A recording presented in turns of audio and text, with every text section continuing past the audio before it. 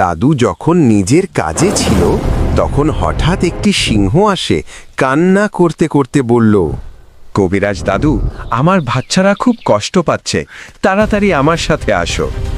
দাদুর সাথে সাথে সিংহের পিছনে দৌড়ে গুহার ভিতরে গিয়ে দেখল সত্যি তার বাচ্চারা খুব কষ্ট পাচ্ছে সজারুর কাঁটার জন্য।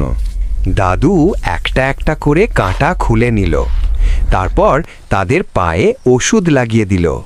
কিছুক্ষণের মধ্যেই তারা আস্তে আস্তে সুস্থ হয়ে গেল। মা সিংহটা দাদুর কাছে কৃতজ্ঞতা প্রকাশ করল। তারপর সে দাদুর জন্য একটা পুরনো সিন্দুকের মধ্যে হীরা নিয়ে এলো আর সবগুলো দাদুর হাতে দিয়ে দিল। দাদু সেই হীরাগুলো নিয়ে দোকানে গিয়ে বিক্রি করলো আর সেই টাকা দিয়ে গরিবদের সাহায্য করলো।